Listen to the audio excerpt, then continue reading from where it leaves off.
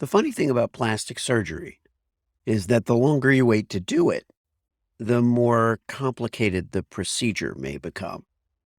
I didn't know that until I sat down with someone who has three things that I don't have: an education, tremendous skill cutting people open and putting them back together again, and a lifetime spent thinking compassionately about the fat of people other than myself. This is my conversation with Gary S. Berger. What if the truth came in a gel cap and we could just pop it in our mouths and forget about it? Well, it doesn't, and we can't. But we can laugh in the face of reality while plotting our survival. Welcome to the Truth Tastes Funny podcast. I am your host, Hersh, and if my guests can handle the truth, so can you. Open wide, folks. Here it comes.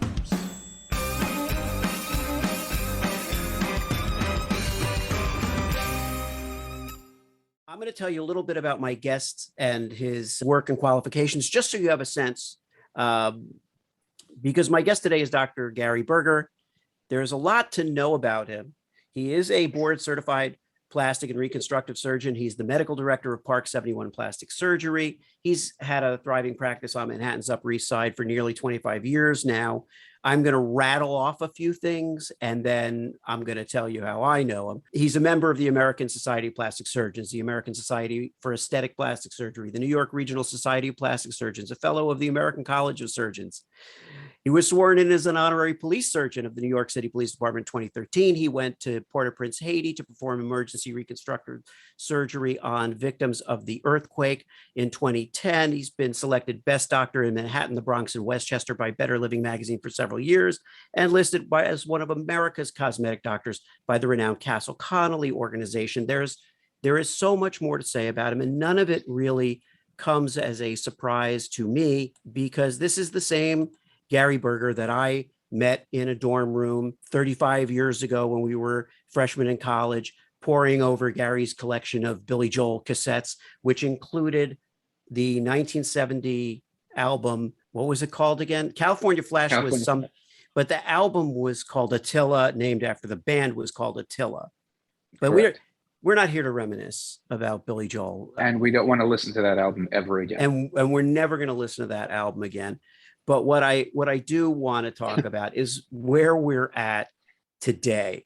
Truth Tastes Funny is about not having your head in the sand. It's about really living life happily within the context of some of the crazy shit that we all just can't believe. And they could be little things that happen to us, as you probably know from your experience with me.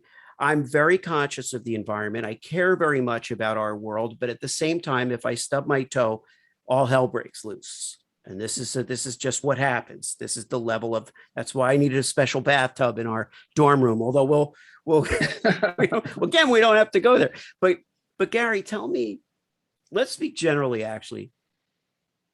Plastic surgery has some connotations. Elective surgery is 100% elective. So when someone comes in and says they want something for themselves, and there's something that's always bothered them, and they just want to get something done, and you can help them, that's the best. On the other hand, some patients come in and they have just a poor self-image. They don't really know what they want to do. They just want to be fixed because they're not happy with something about themselves. And having elective surgery just to try to cure that underlying problem is not really the best thing. And so it's part of a plastic surgeon's job to try to find that line between someone who really has an issue that they want fixed that will help them feel better about themselves, and someone who's looking for plastic surgery as an opportunity to try to feel better about themselves. And that may not be the answer. Does that make sense? Yeah. And I think that's, now in my case, it's, and you can't have a podcast called Truth Tastes Funny and not be open about my own personal truths. And you can't see this here at home, but I have this thing. What is this thing, Gary? What is it called? It's called a neck. No, I know, but there's like a thing. It's a genetic. My mom had it. It's like it's not a double chin. It's not a double chin. So what is loose skin? My grandmother called it a turkey neck. A turkey neck. So you even remember when I first approached you about it and I said, oh, I want to get it fixed. Yes, but we were both younger then. And the Yeah. truth is, the younger people, sometimes liposuction will take care of it. Otherwise, you may need to do something involving cutting. But there are a lot of options that, a patient needs to think about when trying to choose their surgery. And Right. so taking care of a problem that bothers you when you're younger sometimes solves the problem for you and doesn't let you get to be this ancient age that we are and have to have more extensive procedures. But Right. that's for Oh, another so time. is the long and the short of that it's now that I waited, it's a problem. Is this a Now it's an consultation now? Is that what this is well, about? it's It's not funny. it's not funny. Well, it's funny. It's not funny, but I'm not Yes. going to be precious about it because I have had in my mind that this is something I'm going to do. And so it is good to know in general. And I think it does speak to the audience. I haven't forgotten about you, listener. I am very sensitive to your needs as well. But I think it will I be would, helpful to know, like, so I say, okay, I don't have a horrible, like I don't have a horrible self-image. I am learning to love myself for who I am. But I do catch myself in pictures and other things and go, man, if I just did that, you know. yes. So just give it to me straight. Like, is that a dream now that I could have It's done when I something, was it's something that can be done. Maybe it would have been better when you were 40. okay? By the way, how do they know I'm not 40? You don't have Truth, to truth say that. hurts. Truth hurts. Truth doesn't just Truth hit you. does Truth hurt. hurts. It does hurt. That's not the name of your podcast. Sorry. So it is more complicated now. I think so. But Hmm. you're taking it in a broader scale away from Yeah, yeah, particularly your issue. yeah. So patients come in at all ages, and there are people that come in their 50s and 60s and ask for something that they've been wanting for 20, 30 years, and life presented them the opportunity to do it now. And some people can make the decision to take care of it in their 60s, and some people may have missed the boat. Some people will have the surgery and say, oh my God, this is so amazing. Why didn't I do this when I was 30? And that does happen, Right. where people will tell that to me. So it's like medicine. It's like any kind of doctor situation. I have to sit down with you and we have to talk about it. And I assume every case is different. Without a doubt. Without a doubt. And and and you're going to be as loving and compassionate to me as you are to all your patients. You would, even if I will we be decide brutally honest. yeah, see that you've been brutally honest. And the thing is that engenders, I believe, faith and respect. You can't just be To, nice to people. no, I mean, I think it is something that I've heard from many patients over the years when they say, oh, I saw this doctor, I saw that doctor. He never told me that part. It happened an hour ago where someone that I had done a video consultation with a few days ago came in person, because when we did the video consultation, I said to her, I understand you asked me to meet with you about surgery A, but in reality, that would help you a little, but what you really need is surgery B. And she said, well, that's what I want. I want somebody to solve my problem of what's bothering me. And if you're telling me surgery A isn't going to do it, I don't know why someone tried to convince me to do that.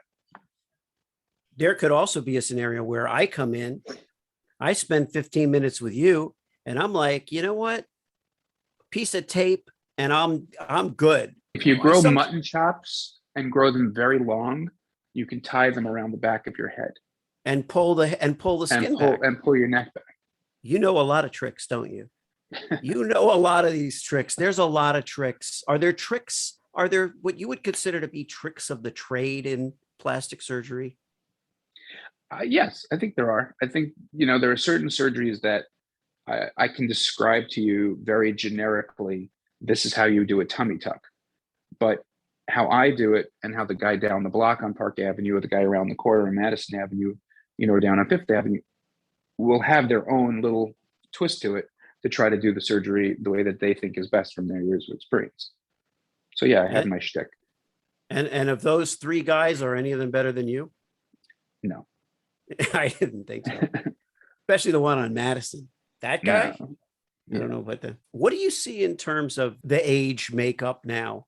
in terms of, and of course there's, when we were young, rhinoplasty with, nose job was a big thing that people did. That was a thing that young people would do, possibly breast augmentation. But have you seen any shift at all in the last couple of years in terms of age demos of people wanting surgery, and also just in general attitudes of people? I mean, within the last 30, there have been major changes. You mentioned rhinoplasty from when we were kids. There was a guy on Long Island who made everyone's nose look exactly the same. And it was, a tiny little nose turned up, button nose. And that's not what most people want nowadays. Occasionally someone will say, oh, no, that's what I want. But in reality, most people want to look like themselves. They want to look like a better version of themselves. They want the bump gone. They want the tip a little thinner. They don't want just a radical change unless, they want one. There was someone within the last 6 months who said to me, I've hated my nose all my life. I've been talking about it since I was a teenager, and I want to get engaged, but I'm not getting engaged with this nose. So you need to help me out with this. And we did it. And I think she's getting engaged soon, but she's happy, and it changed her life, and she's a much happier person. But she looks like her. She doesn't look like that little turned up scoop nose that a rhinoplasty would have been, let's say, 40 years ago. So that's one example. Another example are breast implants. I think, when I first started in practice, they were much, much larger and much more fake looking. And so people would come in and say, I want to look like Pamela Anderson. I want just a giant chest where you can see the edge of the implants at the top. And now people want in general to be much more natural looking. Are there people who still want to be huge? Of course. But really, there's also a coastal difference. I think people in Florida and California have much bigger implants put in than people in New York. It just is. Really? Yeah. And so it's, cultural in the environment in which you find yourself, but also a changing trend over time. Another thing that, the first time I made somebody's behind bigger was probably nearly 20 years ago. And it was an unusual request, and it was a kind of a newer thing. No one did butt implants, and nobody was doing fat transfer to their butt. And now it's all anybody talks about. And that changed with J-Lo and then Kim Kardashian and, obviously a few other people. This wasn't Kim Kardashian. I can't you can't say whether Kim Kardashian is your patient or not. But can you tell me what the most... what was the most outrageous request that you received that, let's say, you did not fulfill? Somebody came in and said, can you do this? And you said, I won't, I will not, or I cannot. I think there's a few different answers to that question. There are people who come in and clearly look amazing and find some small thing that they're nitpicking about that you say, sorry, I can't really help you with that. I mean, I'm trying to stay out of specifics in case, your listenership is so wide that somebody might hear their own particular unusual story. But people come in and want something unreasonable, or they, have an amazing body and insist that they need to do something different to augment it. I'm not somebody that's going to churn out these outrageous things you may see on social media. I don't want to be the guy who sends people to botch to get fixed with whatever their ridiculousness of is. I want to fix those people and try to make them look a little bit better. Right. And it seems that, and I follow you on Instagram, and I see posts frequently where the patient wants to share, their new look and the before and after, and they're comfortable with that, or their identities are not disclosed. But for the most part, it doesn't seem outrageous to me. It seems people want to modify themselves in a way that they simply can't with diet and exercise. These are things they won't be able to change, and they want something to get them to the next place that they want to be with themselves. The liposuction is an example of that. So you have the patients who come in who have that stubborn area and they can't get rid of, little pouch, little love handles, whatever it is, and they're gym rats, and that thing never goes away. That's a great scenario. You can have liposuction, get rid of the love handles, and someone who just never can get rid of them no matter what. And they're thrilled. You gave somebody a waist that never had one before. You gave someone curves they never had before, that all the exercise in the world isn't going to get rid of. But there are also patients who come in that are not in great shape, could really use a dietitian, could really use a nutritionist, could really use a lot more exercise. And having liposuction isn't a cure-all, but it is actually motivating in that they will then have a better self-image and go continue with all of those things, the gym and dieting and exercise, to make themselves look that much better because now they have a better self-image. And again, Yeah, that's part of what we do, is trying to assess someone's psyche with what they're trying to accomplish.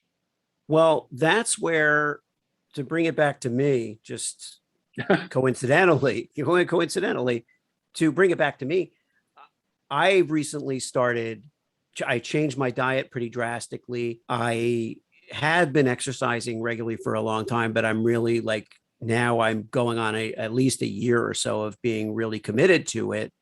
And that, I think, is when I started having these thoughts about fixing this thing again, because I felt like, okay, I remember what happened when my mom lost a lot of weight, and it became more prominent because her face was thinner now.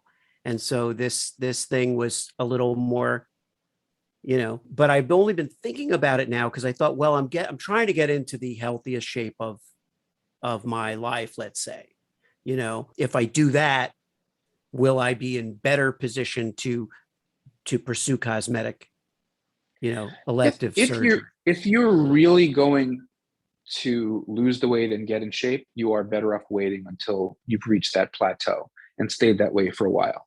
The best example I can give you goes back to liposuction. Someone comes in, and I'll make up numbers, and weighs 180 pounds. And they say, I always weighed 150 pounds, and now look at me. In the pandemic, I gained 30 pounds, and can you liposuction it off? Rather than them going on a diet and exercise regimen and getting back to that 150 they always weighed. Some people will still want to do the surgery now because they're miserable, and some people will get to that weight. On the other hand, someone may come in and say, I've always weighed 150 and now I weigh 180, but I've weighed 180 for 15 years. And it was in college when I weighed 150, and it's not their ideal weight, but they're not going to get to 150. So if they're not going to, then do the surgery now. I'm not going to make someone lose that weight that they've always planned to lose and then go have their procedure. But if they're really going to be working on it, yeah, wait till you're done. Wait till you reach that plateau, see what's left behind, and then fix it. And what happens is there's some people that wait and some people that don't wait. And there might be somebody that comes back 3 years later and says, I lost another 30 pounds after the tummy tuck, and now the skin is loose again. What can you do? And I've redone the tummy tuck in some either full or partial or something, trying to tighten everything up. Because doing that first surgery, they thought they were at that plateau, and then they kept working on it. And they were so happy with their self-image after having the tummy tuck that, someone became a runner or something like that and changed their whole persona. And so then I needed to fix them later on again. Before we wrap up in a few minutes, I want to just touch on the other side of this, which is some of the community work you've done and what you've done with the police department and what you did in Port-au-Prince, because some of that stuff may not be the kind of elective things that we're talking about. Plastic surgery is really one of the only specialties in surgery that is head to toe. So in other words, there are scalp procedures, there are foot procedures, and everything else in between. There are many branches to plastic surgery. And so people do craniofacial surgery, reconstruction for like cleft lips and palates and things like that, burn surgery. That's all part of plastic surgery. People talk about cosmetic surgery. Hand surgery is part of plastic surgery. So there are a lot of reconstructive parts. The specialty is called plastic and reconstructive surgery. I think that people find the reconstructive portion of it very fulfilling and enjoy that part of it, and that may be what got them into it in the first place. In our changing world, there are young people now going into plastic surgery to go straight to cosmetic surgery. That didn't happen 20 years ago. People found plastic surgery. I found plastic surgery through breast cancer because I was doing training in general surgery, and we were doing a lot of mastectomies back then. And I went and I saw these magicians do a sort of tummy tuck and create a breast out of it at the same time a woman was having a mastectomy. And I thought that was amazing. And that's what led me into plastic surgery. So there's plenty of parts of plastic surgery where there's a healing aspect, not just the elective cosmetic portion of it.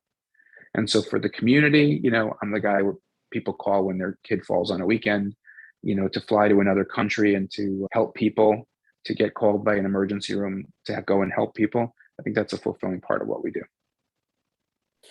And I think that's really well said. Thank you for answering that, because I think I felt myself getting wrapped up in, this cosmetic aspect of it, but that is the whole other side.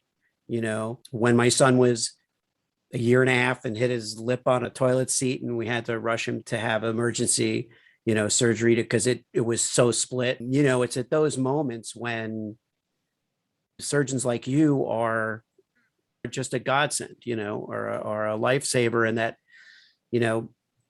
I think that's worthy of a mention. So looking at yeah, go ahead. I said thank you, but for the godsend thing. Oh, you're welcome. But the problem now in plastic surgery is that regulation of who gets to do plastic surgery is not so clear cut. And so what was considered the realm of only plastic surgery, you can go in New York State to take a course and learn how to do liposuction. And as long as you're a licensed physician, you can now start marketing yourself as doing liposuction. And so there's a gray area of people saying, I'm a plastic surgeon or I'm a cosmetic surgeon. And in reality, the person is a pediatrician or a gynecologist or a radiologist. And that's a little bit dangerous, I think. And the way they're trying to regulate and prevent people from doing that, rather than restricting their medical licenses, is instead restricting where people are allowed to do surgery. So I can only operate in a surgery center that's accredited and that's a real surgery center. And I have my anesthesiologist who comes and, has people go to sleep before their surgeries, or we go to the hospital. If I were going to do the surgery on someone wide awake, then it's just a doctor's office procedure, no different than having, a lump or a bump taken off your shoulder. And so people are circumventing the regulations by trying to do surgery under local anesthesia without an anesthesiologist and being allowed to do the surgery. And so I've had people come to me and have a surgery. And then, as an example, someone came back and I said, let's see how your thigh surgery came out. And I noticed some incisions on the abdomen. And I said, I didn't remember doing liposuction of your abdomen. I only have that we did your thigh. She goes, oh, well, after you did my surgery, I wanted to have the stomach and it came out so great. I decided I would have a liposuction of my stomach, but then I found somewhere cheaper to go and I had my stomach done. And I said, oh, who was that? And they told me the name. And I know who the plastic surgeons are in New York. And then we looked it up online and the person had it done by an eye doctor. Oh my God. So now she can see out of her stomach. Yes, exactly. So it's a little bit of a problem. You say, okay, well, read the bottom line. Read the bottom line from your, okay. Well, that is, yeah.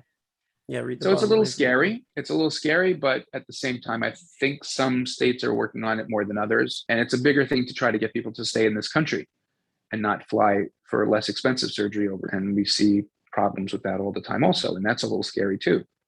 Having a call from the emergency room that someone has an infected breast implant or tummy tuck or whatever, and they're really sick because they landed at LaGuardia and went straight to the emergency room from wherever they went in Central or South America. And that's a problem. Yeah. There are a lot of, the last thing I want to cover has nothing to do with plastic surgery. It has to do with travel. I know that travel is a big part of your life. You and your wife and your kids have traveled so many countries, so many places. Is there a place that you have not gone yet? And is there a place that was your favorite, and maybe for what reason? And is there somewhere you haven't gone that you're still trying to get to? Yes to all of those things. So actually this past weekend, someone asked me about what the best place I ever traveled with my kids was. And I blurted out Iceland, which was an amazing trip. And they said, why? And then I started to really think about it. And I realized it was the last trip I took with all four of my kids. My daughter's now married. The kids are getting older. They have actual jobs, which is very difficult in terms of me scheduling them to go on vacation with their parents. So it was a really great trip because they were all pseudo adults. It wasn't traveling with 5-year-old. So we just had an amazing time. But then when I posed the question to them, they all agreed that that was a great trip, and then said, but remember when we did the road trip out to the Grand Canyon, we did the road trip up in Canada, we flew to this country, that country. So at every different era of your lives, I think we had really great adventures, all around the world that were, we went to Japan and China for 3 weeks. So we've been to some pretty amazing places together, but that stuck with me as a great trip, knowing that it's probably the last one that we would all do together. And like I said, it was enjoyable because they were adults and we could appreciate it on a different level. Right. Right. In terms of places to want to go, they brought me a map as a gift for our 30th anniversary. They bought my wife and I a travel so we could put a pin in everywhere around the world that we've been. And we restricted the map to only places we had been together. And if you recall, before I met you, I had been to all 50 states. So I don't have a pin in every state because Rachel has only been to 40 something of them. But right. But there is also a selection of pins in places we would like to go. Our 30th anniversary trip was supposed to be to Fiji. That was in June 2020. That got canceled because of Fiji not allowing anyone in the world to come to their beaches. And so I think we would still like to go back there as we had planned. I think I'd like to go to Antarctica. I think that would be kind of a cool thing to do. I think I have a pin in that. We have not been to Southeast Asia. And I think I would like to do that, and then little other places around the world, Very cool. I haven't been to. Yeah. Well, you'll get there. And then, and my last question is to circle back around and bring everything full circle. How many times have you seen Billy Joel at Madison Square Garden since he began? Oh, a whole bunch of them. And I'm hoping to go back again. But I would say that my first Billy Joel concert was with you. Yes. So at the former Nassau Coliseum. Nassau Coliseum. Yeah. That's right. Standing on our chairs. Well, we should spend more time together. We should gather for exciting, happy occasions and occasional fixes of whatever small thing look, you do something for me. I left out something in my previous answer. Yes. We are supposed to go to the Kentucky Derby, aren't we? Yes. We keep saying that we will, and then we don't. But maybe it's Kentucky Derby 2025 or something. We can start planning it now. Gary Berger, Dr. Gary S. Berger, thank you for joining me. Thank you so much. I hope you had fun. I hope this was both fun and always a pleasure talking to you. Fun and a pleasure, a fun pleasure. And thank you for coming on. Thank you. You're supposed to say thank you or you're welcome or my pleasure or whatever you I said it was a pleasure. Didn't I say it was a pleasure? Oh, yeah, you did. You did say it was a pleasure. Thanks so much for tuning into Truth Tastes Funny. If you enjoyed the experience, please leave a 5-star review and share this podcast with your friends.